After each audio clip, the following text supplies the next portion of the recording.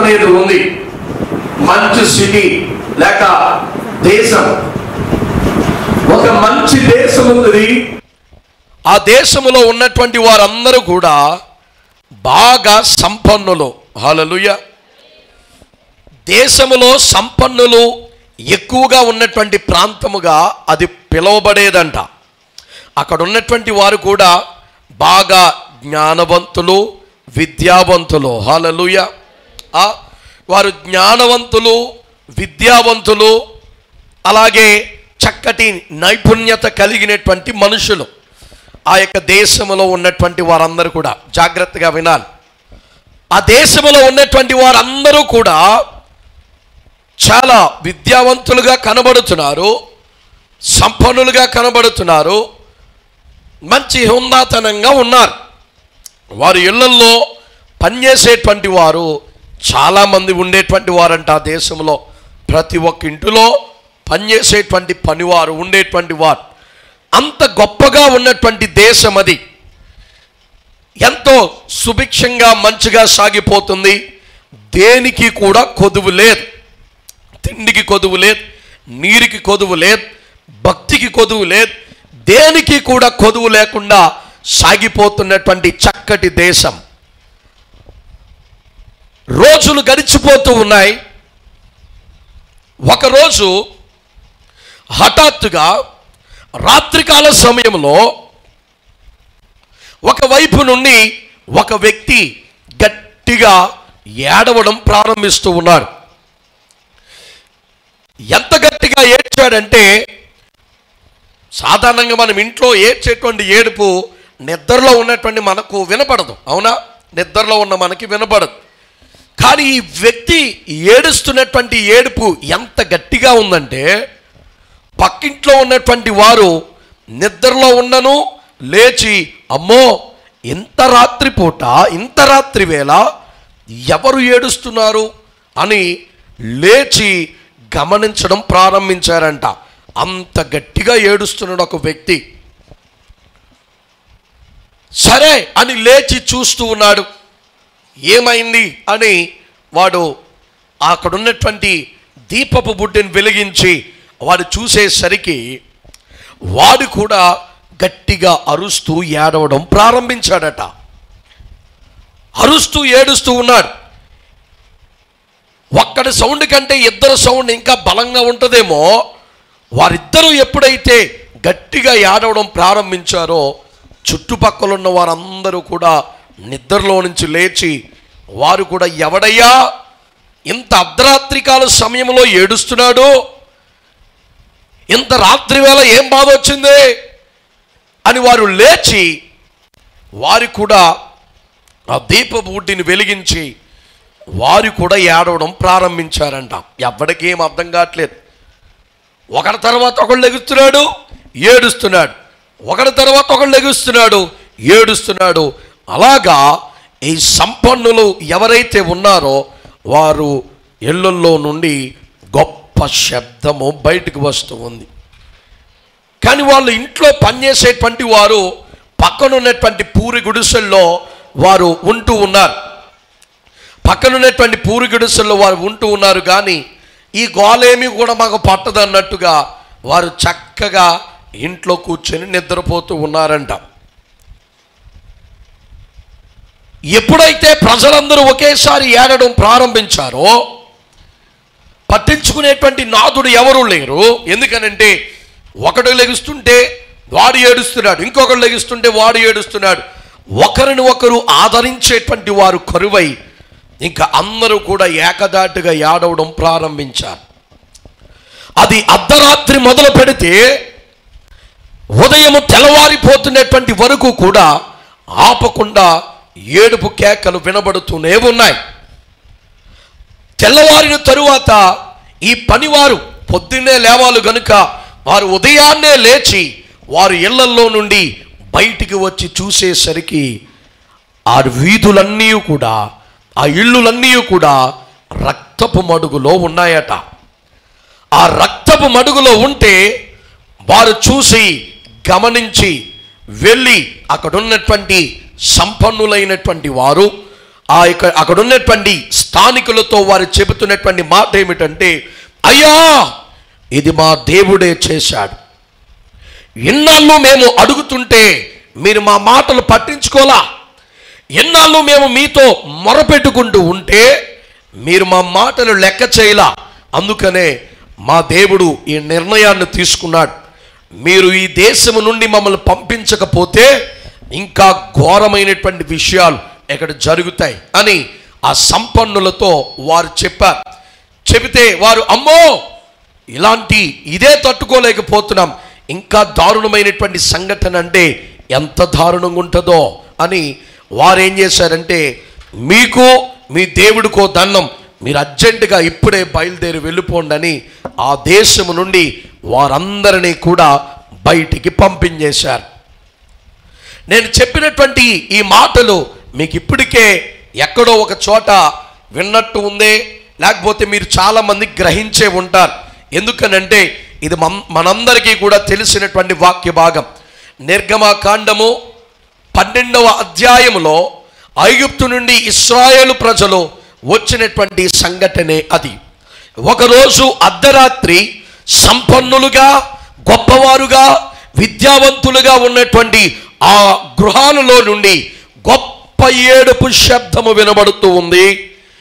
గొప్ప ఏడుపు శబ్దము అర్ధరాత్రి కాల సమయంలో గొగ్గోలు పెడుతున్నటువంటి ఆ మొర. ఎవ్వరూ ఆదరణ కరువైపోయారు. ఎవ్వరికి ఆదరణ లేదా, ఎవ్వరికి ఓదార్పు లేదా, ఎవరు దగ్గరికి వచ్చి పలకరించేటువంటి వారు లేరు. ఎందుకనంటే ప్రతి ఇంటిలో మరణ ఘోష వినబడుతూ ఉంది. వీధులలో జంతువుల యొక్క రక్తము ప్రవహిస్తూ ఉంది.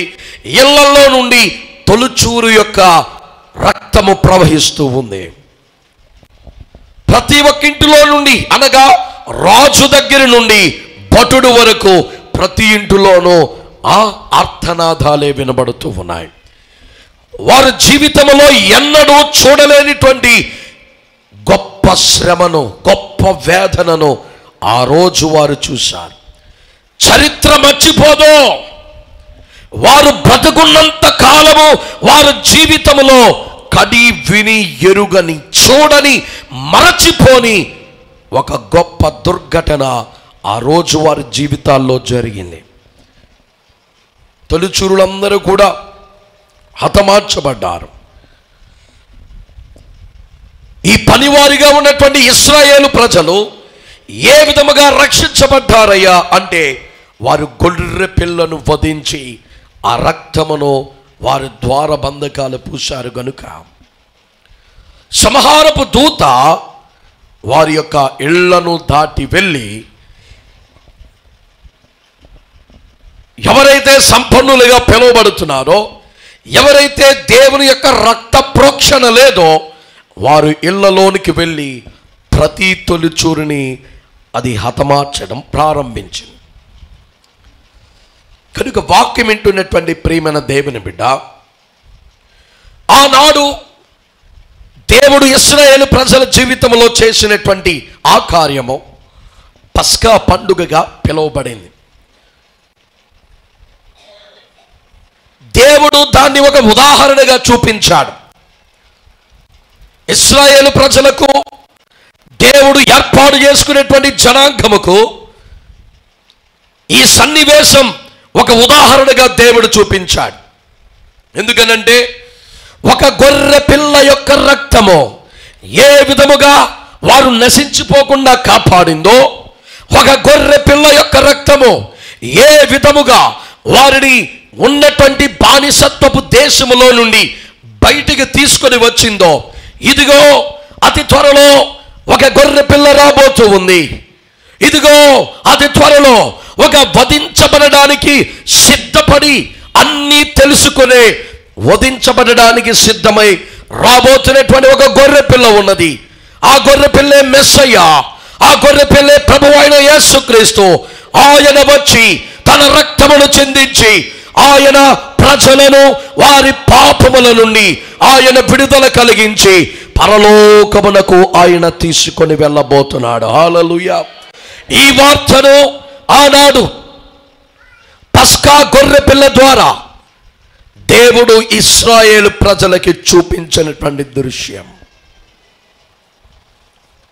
ఇది. ప్రభువైన యేసుక్రీస్తు యొక్క బలియాగమునకు ఒకానొక సాదృశ్యముగా పాత నిబంధన గ్రంథంలో మనకి కనబడుతూ ఉన్నది. ఏ విధముగా గొర్రె పిల్ల బలి అయిందో, ఆ గొర్రె పిల్ల రక్తము ఉపయోగకరముగా మారిందో, ఆ గొర్రె పిల్ల యొక్క శరీరము ఏ విధముగా వారు భుజించడానికి, తినడానికి, వారు ఆకలి తీర్చడానికి ఉపయోగపడిందో, ప్రభువైన యేసుక్రీస్తు ప్రభుల వారి యొక్క రక్తం, ఆయన యొక్క శరీరము భుజించడానికి యోగ్యముగా ఈరోజు మనకు మారింది. హల్లెలూయా, హల్లెలూయా. అది తిన్నవారు క్షేమంగా ఉన్నారు. ఆ రక్తమును ద్వారబంధకాలకు పూసుకున్న వారు క్షేమంగా సుభిక్షముగా ఉన్నారు, ఆశీర్వాదకరముగా ఉన్నారు, సంతోషకరముగా ఉన్నారు. ఈరోజు వాక్యం వింటున్నటువంటి ప్రియమైన దేవుని బిడ్డ, ఒక గొర్రె పిల్ల బలి అవ్వడము ద్వారా, ఒక గొర్రె పిల్ల వధింపబడము ద్వారా, ఒక గొర్రె పిల్ల రక్తమును చిందించడం ద్వారా ఏ విధముగా ఇశ్రాయేలు ప్రజలు ఐగుప్తు దేశము నుండి వారు బయటికి వచ్చారో, ఆ విధముగానే దేవుని నమ్మినటువంటి మనము యేసుక్రీస్తు ప్రభువునందు విశ్వాసము ఉంచిన ఎడల ఆయన మనలను కూడా ఈ పాపభరితమైనటువంటి పాపం అనేటువంటి బానిసత్వముతో నిండిపోయినటువంటి ఈ యొక్క లోకము నుండి ఆయన మనలను ఆ నిత్య రాజ్యమైనటువంటి పరలోకమునకు ఆయన తీసుకుని వెళ్తాడు. హల్లెలూయా. అందుకనే ఆయన బలి అయిపోయింది. గొప్పతనాన్ని చూపించుకోవడానికి యేసయ్య బలవలా, ఏదో తనలో ఎంత శక్తి ఉందని చూపించుకోవడానికి యేసయ్య బలవలేదు. కానీ ఈ రాజ్యము నుండి, ఈ లోకము నుండి పరమరాజ్యమునకు, పరమ కానానుకు, ఆ యొక్క పరలోక దేశమునకు మనలను తీసుకుని వెళ్ళుట కొరకు ఒక గొర్రె పిల్లవలే మన మధ్యన ఆయన బలైపోయాడు. హల్లెలూయా, హల్లెలూయా. రెండు చేతులు పైకి దేవునికి స్తోత్రం చెల్లిద్దాం. హల్లెలూయా, హల్లెలూయా. అందుకనే లూకా సువార్త 22వ అధ్యాయము 19వ వచనము నుండి 20వ వచనం వరకు మనం చూసినట్లయితే, ఆ పిమ్మట ఆయన కృతజ్ఞతాస్తుతులు చెల్లించి దానిని విరిచి, ఇది మీ కొరకు ఇవ్వబడిన నా శరీరము, నన్ను జ్ఞాపకము చేసుకొనుటకు దీనిని చేయుడని చెప్పాను. ఆ ప్రకారమే భోజనమైన తరువాత ఆయన గిన్నెను పట్టుకొని, నా రక్తము వలనైన క్రొత్త నిబంధన, చాలమ్మా, దేవుని వాక్యములో మనము చూస్తూ ఉన్నాం. ఆయన ఎందుకొరకు వచ్చాడని చెప్తున్నాడంటే, మన కొరకు బలి అవ్వడానికి మాత్రమే వచ్చాడని వాక్యములో నుండి స్పష్టముగా మనం చూడగలుగుతూ ఉన్నాం. ఆయన ఇంకా సైనికులకు అప్పగింపక మునుపే, ఇంకా ఆయన శిలువ మ్రానుపైనకి ఎక్కక మునుపే ఆయన ముందుగానే చెప్పినటువంటి మాట ఏమిటంటే, నేను మిమ్మలను అక్కడికి తీసుకువెళ్ళడానికి వచ్చినటువంటి బలి అయిపోయేటువంటి గొర్రెను. హల్లెలూయా.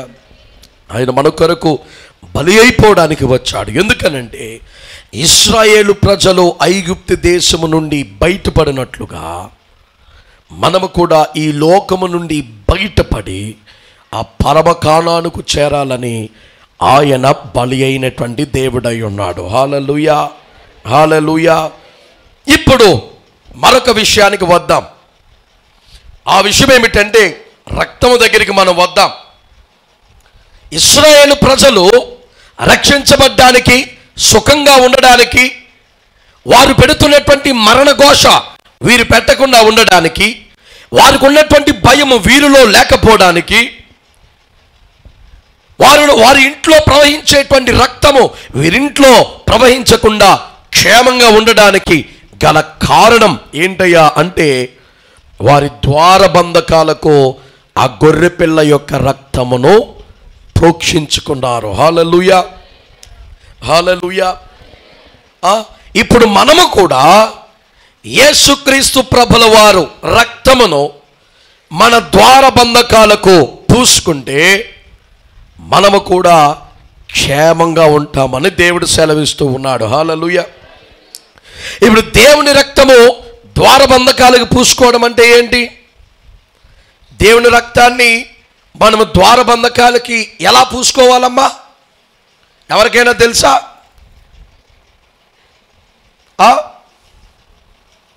ఏమండి,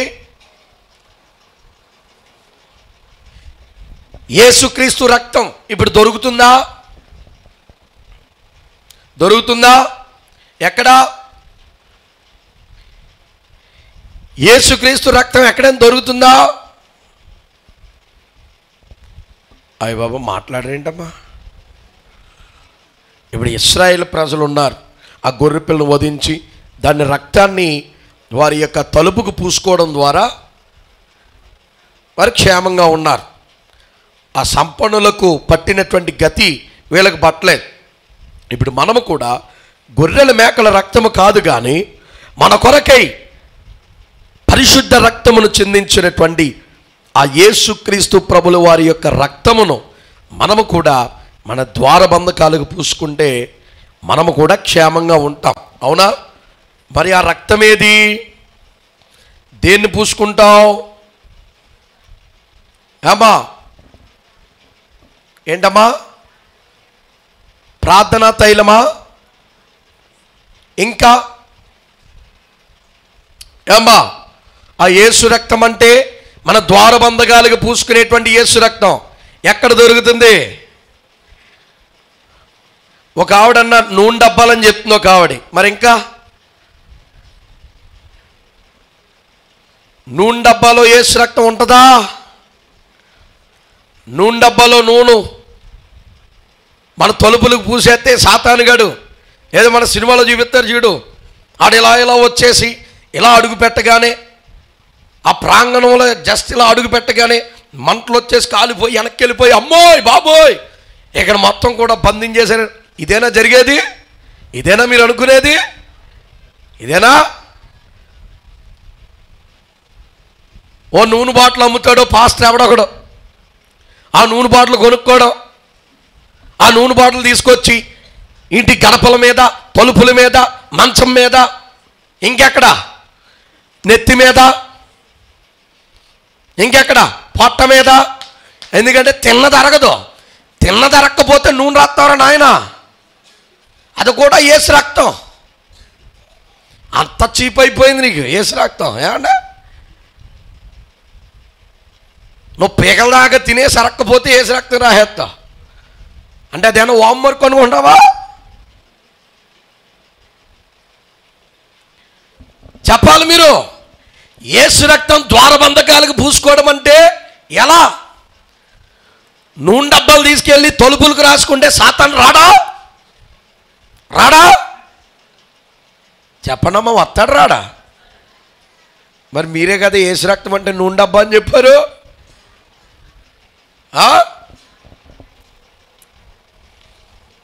అమ్మా, నూనె డబ్బా ద్వారా సాతాను పారిపోయేవాడైతే దేవుడు వచ్చి రక్తం చిందించడం పెద్ద వేస్ట్.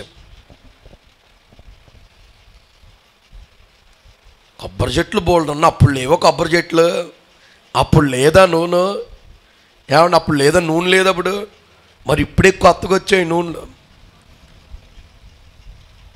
అమ్మకమే అమ్మకం. అది కూడా పోనీ పారాషూట్లాకి ఇంత బాటిల్ ఇస్తాడంటే ఎవడు ఇంతే ఇస్తాడు. 100 రూపాయల బాటిల్. ఖాళీ బాటిల్ ఎంతో తెలుసు? అది 5 రూపాయలు. దాంట్లో పట్టే నూనె ఎంతో తెలుసా? రూపాయి. నీకు ఎంతకు అమ్ముతున్నాడు? 100 రూపాయలకు అమ్ముతున్నాడు. అంటే ఎంత లాభం? 98 రూపాయల 94 రూపాయల లాభం. ఏమ్మా, 94 రూపాయలు లాభం అమ్మినోడికి. కనీసం షాపోడు కూడా అంత రేటుకి అమ్మడం. ఇప్పుడు పారాషూట్ ఆయిల్ 100 రూపాయలు ఉందనుకో, ఓ 20 రూపాయలు ఎక్స్ట్రా వేసుకుని 120 లేకపోతే 110కి అమ్ముకుంటాడు షాపోడు. కానీ పాస్టర్లో మహా అయితే ఎక్కువలో ఎక్కువ 10 రూపాయలు వేసుకో. ఒక 10 రూపాయల బాటిల్ని 100 రూపాయలకు అమ్ముతున్నాడంటే ఎంత లాభం వేసుకుంటున్నాడు? వెనకాల 90 రూపాయలు లాభం వేసుకుంటున్నాడు. ఇప్పుడు పిచ్చోడెవడు? కొనుక్కున్నవాడు పిచ్చోడు. మనమే అంటారా మీరు కొనుక్కున్నారా ఏంటి? మొత్తం కలిపేసుకు. నేను ఎప్పుడు కొనుక్కోలేదు, నన్ను కలపకండి. మనమే అంటున్నారు, నేను లేని దాంట్లో నేను ఎప్పుడు కొనుక్కోలేదు.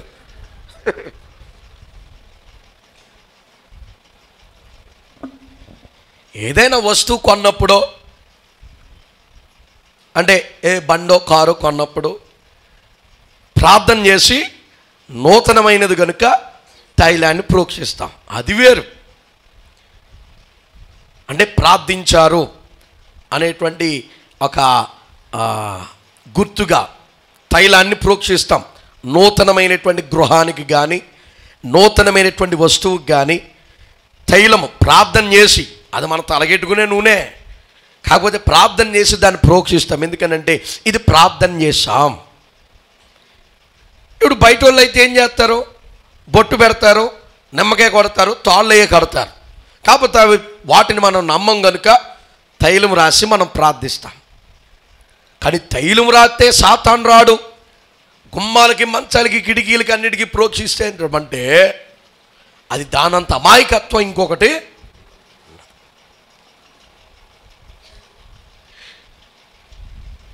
రక్తమును ద్వారబంధకాలకి పూసుకోవడం అంటే దేవుడు మన హృదయం అనేటువంటి తలుపును తడుతూ ఉంటాడంట. హల్లెలూయా.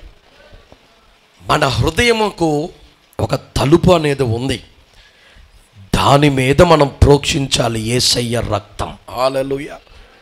నువ్వు ఎంత గుమ్మాలకి నూనె దిగబూసుకున్నా నీ బతుకులో యేసయ్య లేకపోతే సాతాను ఒక్కడ కాదు 100 వస్తాయి. నువ్వు ఎంత నూనె బాటిల్తో నూనె రాసుకున్నా దెయ్యం ఒక్కడ కాదు 100 వస్తాయి నీ ఇంట్లోకి. తైలంలో ఏమీ లేదు. యేసు రక్తం నీ హృదయం అనే నీ గుండె, నీ హృదయం అనేటువంటి తలుపు పైన ఉండాలి ప్రోక్షణ. హల్లెలూయా. అది గుర్తించుకోండి. దేవుడు అంతరంగాలను చూసేటువంటి వాడు కానీ తలుపుకున్నటువంటి కమ్యులను చూసేటువంటి వాడు కాదు. హృదయంతరంగాలను ఎరిగినటువంటి వాడు, హృదయమును బట్టి తీర్పు తీర్చేటువంటి వాడు, తలుపు గెడలను చూసి తీర్పు తీర్చేటువంటి వాడు కాదు.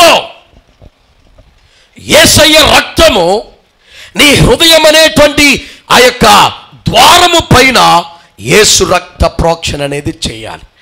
మరి హృదయము బయటికి కనపడదు కదా, మరి దాని మీద రక్తాన్ని ప్రోక్షించాలంటే గుండె చీల్చుకుని దాని మీద రాసుకోవాలంటారా? ఎలాగా? యేసయ్య రక్తమును హృదయం అనేటువంటి తలుపు పైన ఏ విధంగా రాసుకోవడం, ఏ విధంగా రాసుకుంటామంటే దాన్నే రక్షణ అని పిలిచాడు దేవుడు. హల్లెలూయా. 2 చేతులు పైకి దేవుని స్తోత్రం చెల్లిద్దాం. నీ రక్షణను సరిగ్గా కాపాడుకోకుండా నీవు పొందినటువంటి రక్షణలో స్థిరమైనటువంటి విశ్వాసము, నమ్మకము లేకుండా నువ్వు తలుపులకి నూనె పూసుకుంటే ఏంటి, 100 రూపాయలు వాటర్ కొనుక్కుని పూసుకుంటే ఏంటమ్మా? ఏం జరుగుద్ది? ఏం జరగదు, ఉపయోగమే ఉండదు. ఇంకో మాట చెప్పనా? ఏ గడపకైతే నువ్వు తైలంతో ఏమంటారు సిలువు గుర్తులు, నిలువు బొట్లు, అడ్డబొట్లు ఏదైతే పెడుతున్నావో ఆ ఇంటినే సాతాను గడు ఎక్కువ చూస్తాడు. ఎందుకో తెలుసా? ఈడు మన శత్రువురా, ఈడి దగ్గరే మనం కాపలా కాయాలి. ఏమ్మా అది నిజమే. నువ్వు నూనె రాసేస్తావు, ఆడు వెళ్ళిపోతాడు గుమ్మలూరు పేడ కొత్తపేటలో అలా వెళ్ళిపోయి ఈ ఇల్లు ఏదో తైలంతో మొత్తం నూనె ట్యాంక్ కొట్టేశాడు. ఈడి వైపు కొన్నేసి అల్లల్లాడితే అప్పుడు ఏమవుతాడు చూద్దాం అనుకుంటాడు. నీ విశ్వాసం ఎక్కడుంది? నూనె డబ్బాలో ఉంది. ఆడొచ్చి నీ ఇంటిని ఎలా కదిపేసరికి నీ విశ్వాసం అంతా కూడా ఎగిరిపోద్ది. ఈ డబ్బాకు పోతే ఆ డబ్బా. ఇప్పుడు ప్రార్థన చేపలు అమ్ముతున్నారు, మ్యాట్లు. ఆ మ్యాట్ కాకపోతే ఈ మ్యాట్, ఆ పండు కాకపోతే ఈ పండు. ఏ పండు? హల్లెలూయా. రక్త ప్రోక్షణ ఉన్నటువంటి ఇంట్లోనంట చావు భయం అనేది లేదు, మరణ బాధ అనేది లేదు. అలాగే వారికి ఆ యొక్క నెమ్మది లేకపోవడం అనేది లేదు, ఏడుపు అనేది లేదు, కన్నీరు కార్చడం అనేది లేదు. వారు ఏం చేస్తున్నారంటే ఆ ఇంటిలో వారు సంతోషముగా ఉన్నారంట. హల్లెలూయా, హల్లెలూయా. ఏ ఇంటిపై లేకపోతే ఏ వ్యక్తికైతే రక్షణ అనేటువంటి దేవుని యొక్క రక్త ప్రోక్షణ ఉందో ఆ ఇంటిలోనికి సాతానుడు రానే రాడు. నీ గుండె మీద యేసయ్య రక్తం ఉండాలి. హృదయం అనేటువంటి ద్వారము పైన రక్షణ అనేటువంటి గుర్తుండాలి.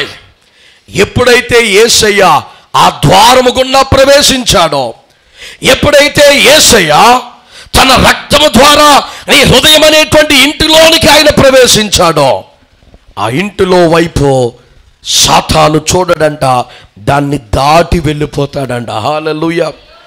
ఎప్పుడైతే ఆ రక్షణ అనేటువంటి ముద్ర నీ యొక్క హృదయం అనేటువంటి ద్వారము పైన ఉందో చీకటి తలంపులు మన హృదయంలోనికి రాదు, స్వార్థపూరితమైనటువంటి ఆలోచనలు మన హృదయంలోనికి రావు, పాపపు తలంపులు మన హృదయంలోనికి రావు, దేవుని వాక్యానికి విరుద్ధముగా నడుచుకునేటువంటి మనసు మనకి రాదు. ఎందుకనంటే అక్కడ సాతాను అవకాశం లేదు రావడానికి. దేవుని యొక్క రక్తము అక్కడ మనకి కాపలా కాస్తూ ఉంది. నీవు పొందినటువంటి రక్షణే నీ నెమ్మదికి, నీ ఆశీర్వాదముకు, నీ యొక్క దుఃఖము పోవడానికి, మరణ భయము నుండి విడుదల పొందడానికి యేసు రక్తము ఒకటే మనకి దిక్కై ఉన్నది. హల్లెలూయా, హల్లెలూయా. కనుక యేసయ్య రక్తము నీ హృదయం అనేటువంటి తలుపు పైన ఉండాలి, కానీ నీ ఇంటి మీద ఉన్నటువంటి గుమ్మాల మీద కాదు. రక్షణ ఆనందంతో నీవుంటే నీ ఇంటిలోనికి ఏది అపవిత్రమైనది ఎంటర్ అవ్వడానికి దేవుడు ఒప్పుకోడు. కనుక మొదట మనము దేవుని యొక్క, అందుకనే అంటాం, ప్రభువా నా పాపములను నీ రక్తముతో కడిగి శుద్ధీకరించు, నా మనసును పరిశుద్ధపరచు, నా మనసును హిమము కంటే తెల్లగా చేయి, నీ రక్తము ద్వారా నన్ను అభిషేకించు. మన ప్రార్థన. ఎందుకనంటే ఆ రక్తము ఎప్పుడైతే మన గుండెను కడిగిందో దాని మీద దేవుని స్టాంప్ ఉంటుంది. హల్లెలూయా.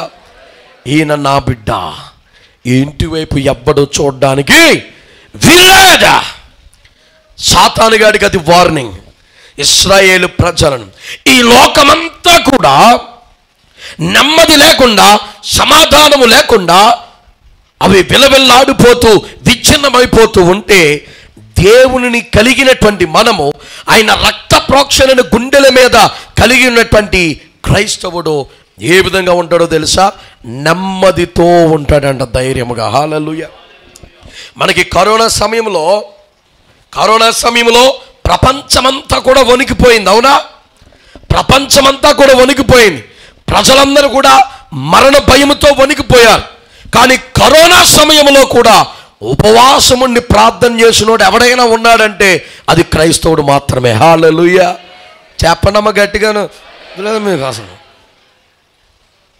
ఆశీర్వాదకరమైన మాట వచ్చినప్పుడు రెండు చేతులు పైకెత్తండి,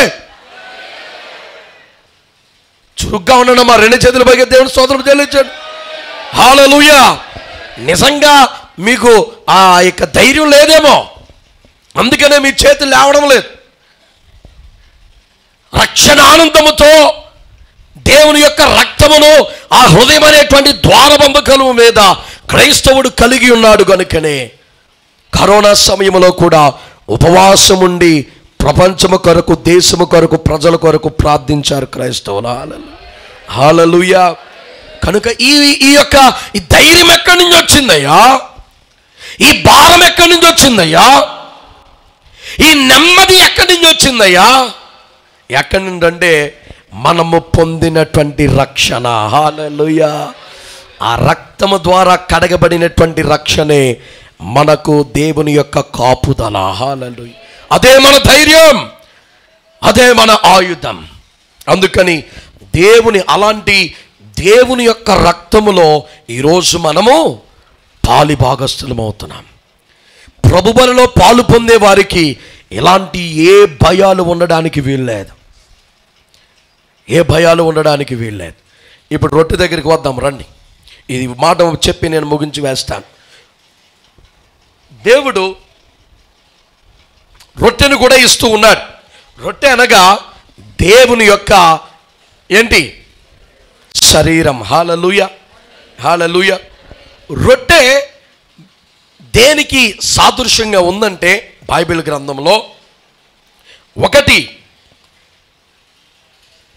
జీవానికి, అంటే ఆహారం తిని మనము ఆకలి లేకుండా ఉండడానికి, ఒకటి తిండికి, రెండవది ఆరాధన కూడా సాదృశ్యంగా ఉంది, వర్షిప్. హల్లెలూయా.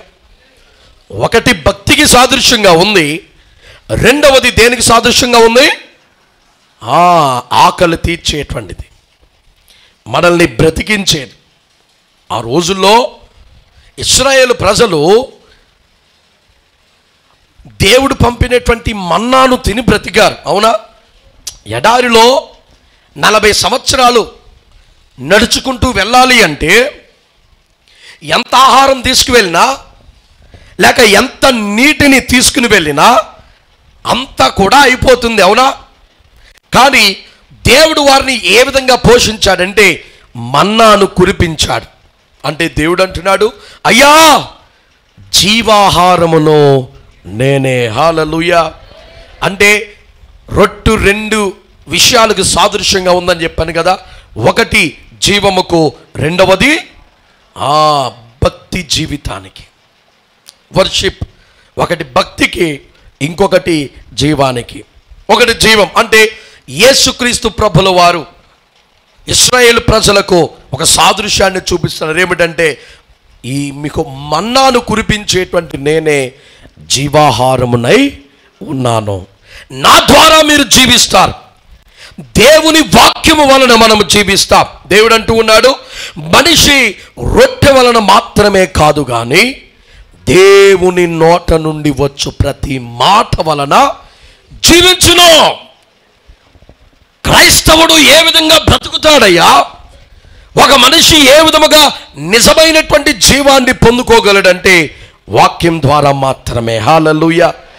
దేవుని వాక్యము ద్వారా మనము జీవించగలం, మనము మరణించకుండా సజీవులుగా ఉంటాం. హల్లెలూయా. అంటే వాక్యమును విశ్వసించిన వాడు, వాక్యమును నమ్మినటువంటి వాడు, వాక్య ప్రకారముగా జీవించినటువంటి వారికి రెండవ మరణం అనేది లేదని వాక్యం మనకి క్లియర్గా సెలవిస్తూ ఉంది. హల్లెలూయా. రెండవ మరణం అనేది లేదా? ఈ దేహమును విడిచిపెట్టిన వెంటనే దేవుడు తన రాజ్యములోనికి మనల్ని సాధనంగా ఆహ్వానించబోతున్నాడు. హల్లెలూయా, హల్లెలూయా. కనుక దేవుని బిడ్డలమైనటువంటి మనకు జీవాహారమైనటువంటి దేవుని యొక్క ఆహారమును భుజించేటువంటి మనము ఆయన వాక్కు ద్వారా జీవమును మనం పొందుకుంటాం. హల్లెలూయా. రెండవది రొట్టె అంటే భక్తికి కూడా సాదృశ్యంగా ఉందని చెప్పాను.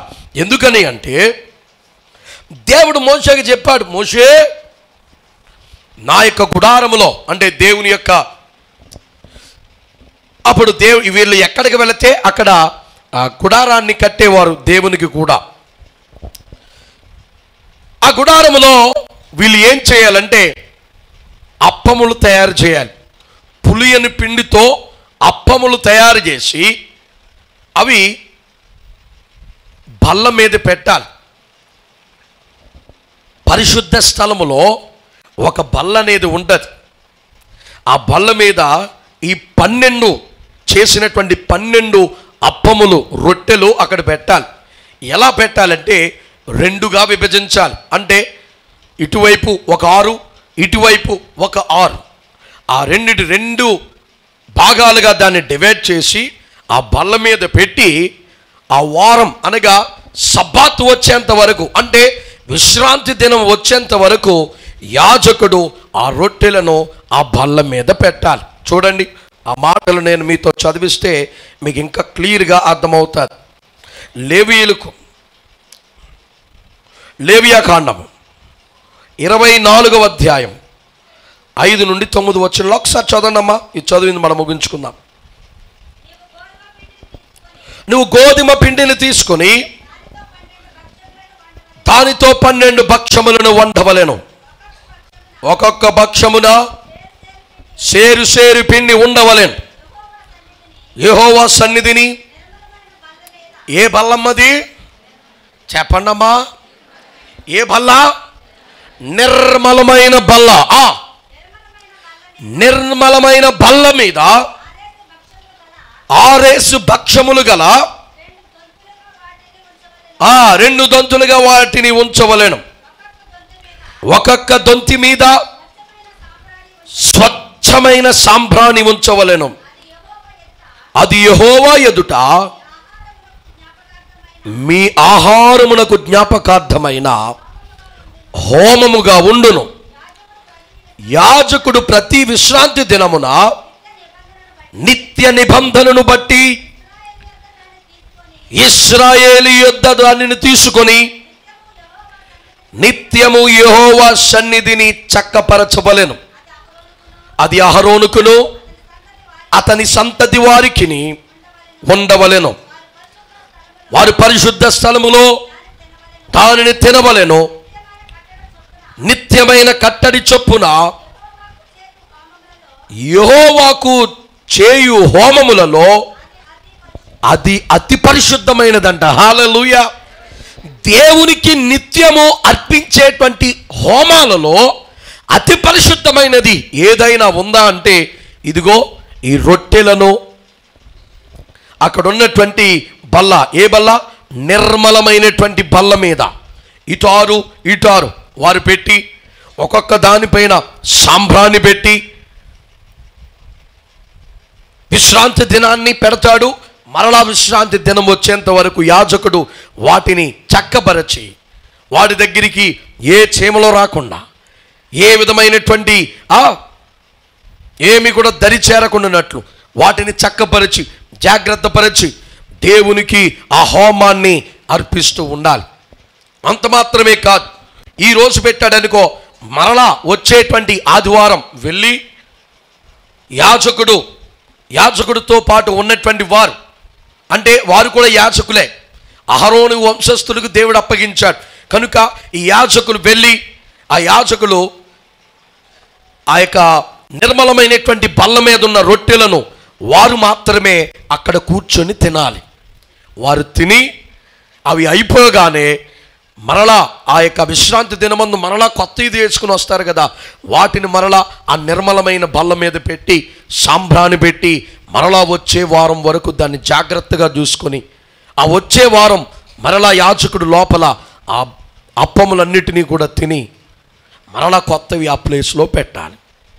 ఇది దేవునికి అర్పించేటువంటి హోమములలో అత్యంత ఏమైంది పరిశుద్ధమైనదంట. హల్లెలూయా, హల్లెలూయా. ఇది భక్తికి సాదృశ్యంగా ఉంది. అంటే దేవుడు ఈ విధంగా ఎందుకు చేయమన్నాడు ఇశ్రాయేలు ప్రజలను? ఏమి జ్ఞాపకం చేసుకుంటూ దీనిని చేయమన్నాడయ్యా అంటే, ఇశ్రాయేలు ప్రజలకు దేవుడు జీవనాధారమై ఉన్నాడు. అంత మాత్రమే కాదు, ఈ 12 అప్పములు ఇశ్రాయేలు ప్రజల యొక్క 12 గోత్రాలను అవి సూచిస్తూ ఉన్నాయంట. హల్లెలూయా. పెట్టినటువంటి 12 రొట్టెలు ఇశ్రాయేలు ప్రజల యొక్క 12 గోత్రాలను అవి సూచిస్తూ ఉన్నాయి. దాని మీద సంభ్రాని పొగను దేవుడు వేయమన్నాడు. ఎందుకనంటే ఈ 12 గోత్రాల చుట్టూ దేవుని యొక్క మహిమ కమ్మి ఉన్నది. హల్లెలూయా. దేవుడు తన మహిమతో, దేవుడు తన ప్రభావముతో వారు చుట్టూ ఉన్నాడు అని దేవుడు ఆ పరిశుద్ధమైనటువంటి హోమమును చేయమన్నాడంట. హల్లెలూయా, హల్లెలూయా. అంటే మనము ప్రభు బలలో విరిచేటువంటి రొట్టు త్రాగేటువంటి ఆ యొక్క రక్తములో ఎంత అర్థాన్ని దేవుడు ఉంచాడో చూసారా? కొంతమంది వదిలేసి వెళ్ళిపోతారు, కొంతమంది ఏముందలే అని తీసుకుని నోట్లో వేసేసుకుంటారు. అమ్మా, అతి పరిశుద్ధమైనదంట దేవుని గదే. నిన్ను నీవు పరిశీలన చేసుకోవాలి. నీలో ఏమైనా లోపాలు ఉంటే ఆ లోపాలను నీవు ఒప్పుకొని విడిచిపెట్టి ఆ బల్లలను అతి పవిత్రముగా మనము స్వీకరించాలి. హల్లెలూయా. కనుక వాక్యం వింటున్నటువంటి ప్రియమైన దేవుని బిడ్డ, దేవుని యొక్క శరీరము మనము భుజిస్తూ ఉండగా అది మనకి కాపుదల, మన కుటుంబాలకి కాపుదల, అది మనకి క్షేమాధారము, అదే మనకు జీవమై ఉన్నదన్న విషయాన్ని సంఘము గుర్తించాలి. దేవుని యొక్క రక్తము మనకి జీవమునిచ్చేదని, అనగా నిత్య జీవమునకు తీసుకువెళ్ళేదని, సాతాను యొక్క అధికారము మన మీద లేకుండా, మరణ భయము మనలో లేకుండా, ఆ రక్తము ఉన్న చోట, ఆ హృదయం అనేటువంటి ద్వారము మీద ప్రోక్షించబడినటువంటి యేసుక్రీస్తు ప్రభు అనేటువంటి రక్తము, అనగా రక్షణ అనేటువంటి వస్త్రము ద్వారా మనకు ఏ భయము లేదని, ఏ నష్టము లేదని, ఏ మరణ భయము లేదని, అంత క్షేమము దేవుని యొక్క సన్నిధానమునకు ఈ బలియాగము ద్వారా, ఈ శ్రమ ద్వారా, ఈ యొక్క హోమము ద్వారా ఆ పరమ తండ్రి మనలను ఆయన బిడలుగా అంగీకరిస్తాడనేటువంటి విషయాన్ని సంఘము గుర్తించాలి. హల్లెలూయా. ఈరోజు మొదటి వారము, మొదటి ఈ యొక్క ప్రభువులలోనికి ప్రవేశించబోయేటువంటి ప్రియమైన దేవుని బిడ్డ, ఆయన శరీరము అనబడినటువంటి రొట్టె, ఆయన రక్తం అనబడేటువంటి ద్రాక్షారసము అత్యంత పవిత్రమైనవి. దానికి ఒక అర్థం అనేది ఉంది. రక్షించబడిన ప్రతి ఒక్కరూ, అనగా నీటి బాప్తిసము పొందినటువంటి ప్రతి ఒక్కరూ, రక్షించబడినటువంటి ప్రతి ఒక్కరూ కూడా ఆ బల్లను అత్యంత భక్తి శ్రద్ధలతో దాన్ని స్వీకరించి దేవుడిచ్చేటువంటి జీవాన్ని, దేవుడిచ్చేటువంటి కాపుదలను, దేవుడిచ్చేటువంటి ఆ పరలోక రాజ్యాన్ని స్వతంత్రించుకోవాలని దేవుడు అన్నాడు, నన్ను జ్ఞాపకం చేసుకున్నటకై దీనిని మీరు చేయండి. అందుకనే మనం ప్రభు బల్లను ఆచరిస్తూ ఉంటాం. కనుక వాక్యం వింటున్నటువంటి ప్రియమైన దేవుని బిడ్డ, ఈ సత్యాన్ని గ్రహించు. ఇంకా రక్షణ పొందలేనటువంటి యవనస్తుడా, యవనస్తురాలా, పెద్దలారా, చిన్నలారా, స్త్రీలారా, పురుషులారా, నువ్వు రక్షణ పొందాలి. ఇంత గొప్ప కాపుదల, ఇంత గొప్ప జీవము, ఇంత గొప్ప ఆశీర్వాదము, ఇంత గొప్ప దేవుని యొక్క రాజ్యమునకు తీసుకువెళ్ళేటువంటి దీవెన ఎలా చేజారి విడుచుకుంటున్నావు, ఎలా పోగొట్టుకుంటున్నావు, ఎలా విడిచిపెట్టేస్తున్నావు? ఈరోజు దేవుడు నీతోనే మాట్లాడుతూ ఉన్నాడు. అనేక వారములు నీతో మాట్లాడుతూ ఉన్నాడు. ఇదిగో, ఇలాంటి అవకాశం మరలా నీ జీవితంలో రాదేమో. దేవుడు ఈరోజు నీతోనే మాట్లాడుతూ ఉన్నాడు.